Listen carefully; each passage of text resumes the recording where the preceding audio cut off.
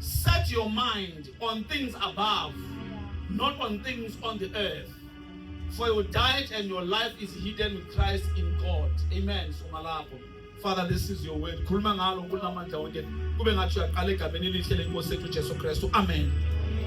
Bazalwane, lithi iBhayibheli uma savuswa kanye noKristu asifune okwaphezulu. La uKristu ehlezi khona ngasekunene sikaNkulunkulu. 2026 suvula sifuna ukubheka kuye. Ibisho njalo indumiso ukuthi bhekani kuJesu. Hallelujah. Sifune okwaphezulu, singakufuni wasemhlabeni. Hallelujah. Now, lezi zinto ezaphezulu ekumele sizifune eziphi na? Esitholakala phezulu. Number 1, God himself. Yes, he's seated in heaven. He's seated on his throne. Asifune uNkulunkulu ngo-2026 as we are building, as we are being built. Asifune uNkulunkulu sibheke phezulu. Sibheke uNkulunkulu. Number 2, Christ. Sifune uKristu. Focusing on Jesus who is seated at God's right hand. Asifune uJesu kube ngathi asiyakazi sindiswa namhlanje. Asimfuni uJesu. Amehlo ethu abheke kuye. Number 3, spiritual virtues, cultivating compassion, kindness, humility, gentleness, patience, forgiveness, and peace. All these are the fruits of the Spirit. Asifuneni ama fruits of the Spirit. Enye fruit of the Spirit semkhulume ngayo ini is love. Njengoba ngicela ngishare ke bazalwane. Number 2, it is kindness. 3, peace. Wonke ama fruits of the Spirit. Let us pursue them. But wenze njalo sifuna okwaphezulu. Amen. Sizokwazi ukwakha uma sinjalo, sizokwazi ukwakheka uma sinjalo. Eternal life. Siyazi ukuthi masibheke phezulu. Uthi ngelinye ilanga sobonana noJesu.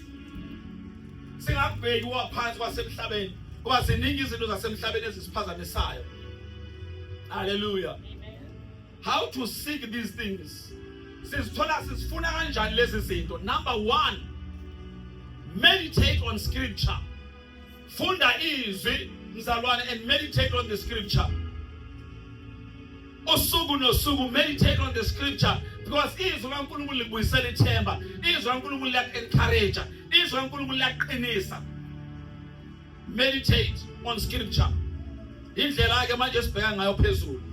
Number 2, pray and worship.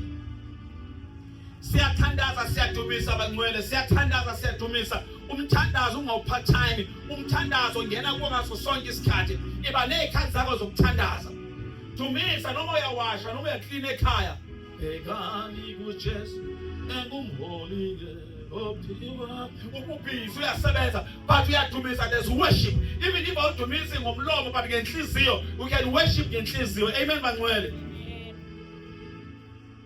Number 3, live out Christian virtues in your actions.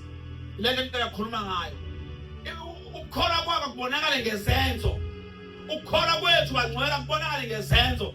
Sisingagcini nje kuphela ngokukhuluma but asikwenze. Hallelujah. Number 5, set your mind or think on things above, not on things on the earth. Ake sicabange izinto zaphezulu, izinto zikaNkulunkulu. Singayicabangi kakhulu into zasemhlabeni because siyasisusa kuThixo. Amen. Hallelujah. Hallelujah. Hallelujah. Hallelujah. I'm closing now. Numbers chapter 21 verse 9.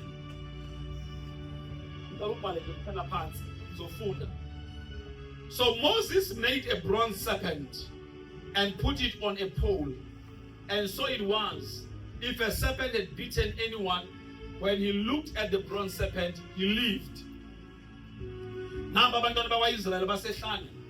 they've just, left Egypt. They are now traveling towards Canaan, which is the promised land. But on the way, bahamba bacomplaina ngoNkulunkulu baphinde bacomplaina ngoMoses. Bacomplaina abantu ababili uNkulunkulu noMoses. uthi basikhiphe eGibhithe besidle eGibhithe so manje sizolamba la ehlanu futhi sikhathela thina ile mani uNkulunkulu ngandulalela uNkulunkulu wayesededela inyoni zibalungu zabaluma abanye zababulala thina bebona ukuthi kuyabheda baya kuMoses basicela ukukhuleka kuNkulunkulu kubi uMoses wathandaza kuthini wayesethi uNkulunkulu kuMoses take a pole ifake bezothatha a bronze serpent inyoka yethusi uyixhome abazobheka kuyo bazophila ndawo yami lapho ke abazobheka kuyo bazophila iBhayibheli bangcwele the scriptures from Old Testament to New Testament they are pointing to Jesus. All the scriptures are pointing to Jesus. Le pole be represent is Pamban. It was a shadow, it was a foreshadow of the cross. Le pole. The bronze serpent represents Jesus. It is a foreshadow of Jesus. Ngoba uma siyibuka lento la emhlabeni wayivese esifuna uColossians asike sifune okwaphezulu singakubhekwa la phansi ngoba la phansi kunenyoka la abethu abangcwele lezi inyoka zifuna ukusiluma kunenkinga la emhlabeni but nawuze sibe right asibheke phezulu uma bebheka le nyoka bebephila athi uJesu mayekhuluma when I am lifted up all eyes will be on me. When I'm lifted up, ukuphila kwethu kuphakamisa amehlo ngiphakamisela amehlo ezintabeni usizo lwa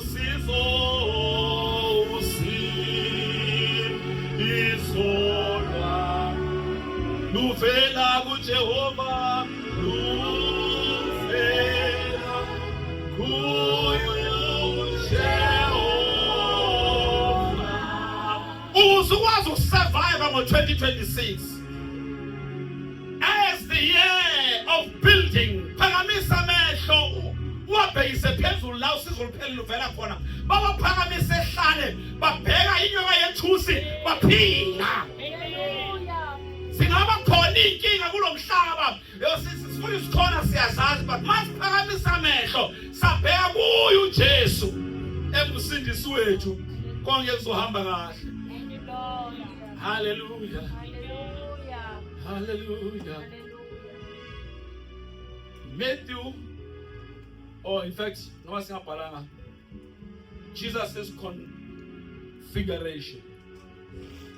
When Jesus was configured, little Bible wathatha uJames, uJohn noPeter banyuka baya entabeni ngoba izinto zethu zithokalala phezulu funani wakwaphezulu nisusa amehlo enu emhlabeni uJesu waya nabo phezulu mayefika phezulu ngoba khona izinto abazidiscover number 1 wabashintshela uJesu wakhanya ingubo yakhe yakhaya njengelanga wababadidi uJesu ngoba uma sisesixukwini la khona umsindo noma ekhona uJesu asimboni kahle ngendlela ayiyona ngenxa ukuthi sila ifocus yethu la phansi ayikho phezulu but once waphakamisa amehlo waphakamisela phezulu yina uzombona kahle ume phezulu ungubani. Hallelujah. Akhambe uMoses khambe Elijah babonakala bekhuluma noJesu ngokhona ezinye zezinto ama-revelations ongeke uwathole la esixukwini kunomsindo la kunomsindo esixukwini. Oh hallelujah. In other words noma ubathanda ekhaya uhlala nabo ibanesikhathi sokusuka kancane kubo uyofuna ezaphezulu izinto ungene emthandazweni ufundiswe. Hallelujah. Uyakonzeni ube nesikhathi sawo sokuthi okay nginani okwamanje let me withdraw yolanda amandla ukuthi ngikwazi ukuhlala nani ngoba mase ngihlezi nani umphela nina nizothatha la kimi ningitrain ngicela ngi-empty funa nalesikhathi babona imangaliso revelation bezwa iphimbo laNkulunkulu ekhuluma ngoJesu ethi mlaleleni athi this is my son in whom I am well pleased, listen to him. Iphimbo laNkulunkulu ngeke siliswe uma amehlo ethu ebheke phansi. Ningumsindo kule ndawo Ningu umsindo naphansi. Ningu umsindo bangcwele. Uyatraineka. Yazi bangcwele. uNkulunkulu usinikeze igrace yokukhuluma nabantu abashadile. Sometimes mabengenile bezokhuluma nathi, bezothula inhliziyo yabo, uwenzakalayo empilweni zabo. Uma bephuma sometimes siphuma se-trained. Yawuza ukuthi lento ishaye thina. So now we need abanye bathi ayisonibona into abakayini ekancane hayi ukuthi asifuna ukubabona. Sifuna refill. Fill my cup, Lord. Fill it until it overflows. So mawumuntu yakudinga lokho. Awukwazi ukudedele ungagcwalisi. Kufuneka ukhulume bese wenze njani? Uthule. Uthole isikhathi sokugcwalisa. So that is why I'm saying kufuneka noma uhlala nabantu, ubathanda abantu, ube nesikhathi sokusuka kubo. Awusuki ngokuba zonda, usayogcwalisa. Ukuze mawufika kubo phinde ube isibusiso. Ugcina ungabasabanga isibusiso, bakuthi uyathula kuphela, awugcwalisi. Amen bangcwele. Yes. Ingakho uJesu wathi ubani othinte umphethe wengubo yakhe, because wenzwa amandla enjani ephuma, ngoba esixubini amandla enjani ayaphuma, because people they place a demand on you. So that's why from time to time uJesu in the Bible wahamba wayentabeni, wayothandaza, waya ku wilderness, wayothandaza, wenzani? We are refilled. So we need that bangcwele. Sihlale sihambe siyogcwalisa ukuze sikwazi ukuhlala siyisibusiso kubantu. Hallelujah. Uma eqeda uJesu, uma befuna ukwehla uPeter ethi asihlale nasabe sehla, hey kumnandi la. Bangcwele zimnandi izinto zaphezulu. I can tell you now, izinto zakaNkulunkulu zimnandi. Uyabona masuze experience kahle, yila ubona kanti ke mina ngifuna ukuhlangana. But be mature, don't be tempted. Mature, khula. Uphela nabantu sizohlala nabathi. Ngiyakutshela ukuthi uhlangane ne-encounter ngempela uzobona ukuthi hayi good morning ngihambe kumhlabeni ngeke akurali kuphila la, because we're experiencing the power and the presence of God. Ikunikeza ukuthula obonayo ukuthi uNkulunkulu angifuni ukuhlukana nalento esengiyizwile. Ngizwa abangcwele. That is why Peter washo ukuthi no umoya sakhe namadokodo ngasasabsehla. That is how he felt to Peter. uJesu mayesehla nawo wathi uma nifike enzansi ningatsheli umuntu, ngoba ezinye zezinto ozi-experiencile kufuneka sibe yini, sibe yimfihlo. Ungazitsheli isinto because they will not make sense esixubeni. Uthi lo Jesu lesimbona egqoke kanje nithi uma ube njani phezulu kwentaba, bazothi kunjani, awusile kahle ekhanda. Kanti ngempela lento iyiqiniso. So kukhona ezinye zezinto engafanele uzisho ekwama experiences akho noNkulunkulu noMoya oNgcwele, ngoba azizuyenza isense kwabanye abantu. Behla. Lastly, uAbraham noIsaac. IBhayibheli uNkulunkulu wathesta uAbraham. Wathi akahamba unikela ngendodana yakhe. Thatha uIsaac uAbraham bahamba baye entabeni. Bayakibazela bangcwele. Basuka le sacrifice okwenzela entabeni. Uma besendleleni uyabuza uIsaac ukuthi hawo manje ithi ilokho njalo imvu ye sacrifice, athi hayi uNkulunkulu uzozibonela, uya provide uThixo. Ezinye zezinto kufanele sisiqale kakhulu ngazo. Kufuneka kulonyaka 2026 kufanele ezinye zezinto ukuthi uthandazile wafasta eyakhona akulungi la. Kazi ukuthini, uyabona wena uNkulunkulu uzozibonela, uThixo uzozibonela. Ukukhomba ukuthi yabona lalela la uthi yakhuluma lexayile noma ayikhulumi, lalela la uNkulunkulu sengikwenzile bekufanele ngikwenze, ngenze ngithuma amazinyo ngenqaba.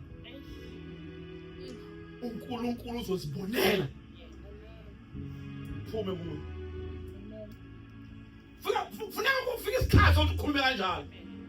I have prayed, I have fasted, I have read the word, I have declared, I have done everything. Now I am saying, uNkulunkulu akazibonele. Amen. Noma sekuhluphe kakhulu umntwana wakho. Kodwa uthandazo yenza ukuthi abalenda ayilungile. Yabona manje ngizoba nesifo senhliziyo ukuze ngibe right mina. Umbizo la uNkulunkulu ngicela uzibonele. Ngicela uzibonele. Ufaka umlomo. Uphile. uNkulunkulu uyakwazi ukuzibonela. Bandayi checkile ifaith yakho kuye. Uyazi ukuthi awuhlubu kuThixo. You still have faith in him, but with God, please. Ngicela uzibonele, ngicela uzibonele, ngicela uzibonele. Le ngaphezulu kwamandla ami sifuna wena. Bakhupha intaba. Kuphethwe even inkuni. Oh hallelujah. Every scripture supports Jesus. Let's inkuni represent isiphambano. Oh hallelujah. Let's sacrifice Isaac. It represents Jesus. It is the foreshadow of Jesus. For God so loved the world, he gave his only begotten Son, that whoever believes in him shall not perish but have eternal life. One sacrifice the Lord has going down with Jehovah. In the Bible, outside Jerusalem. Oh hallelujah. Has going down of Golgotha, Calvary, and Golgotha. Ilawa sacrifice la khona. Wakhuphuka ephethe inkuni. Inkuni zasiphethe uIsaac. uJesu wakhuphuka ethwele sakhe isiphambano. Ayobethela kuso. Uma befika phezulu kwentaba eMoriya, wathi uAbraham wendlala inkuni wenza ialtar, wamlalisa phezulu kwazo yena lo kade eyiphethe. Jesu lo isiphambano kade usithwele, ukhuphuka intaba uyosacrifice wabe kwaphezulu kwaso. Walenga kuso. Uma sebefika masefana namhlabe uNkulunkulu wathi wait. Awuzungihambela phambili. Lento izokwenziwa yimi. But this is how it's going to be done. It's a foreshadow. Wathi nayi ingqamu lapha yathatha yona uhlabe yona. Kwakufanele ukuhlatshwe imvu. Kwakuhlatshwe imvu. That is what the Bible says. Jesus Christ is the lamb. The lamb that was slain before the foundations of the world. In the Bible, wayenjengemvu phambi kwabakhulu. Oh hallelujah. Wahlatshwa njengemvu. Angcwele kulonyaka ka2026 sakhiwa. Asibhekeni phezulu. Sibheke amehlo ethu kuJesu. Sibhekisa amehlo ethu kuJesu. Yena ongumsindisi wethu. Umqali nomphelelisi ukholwa kwethu.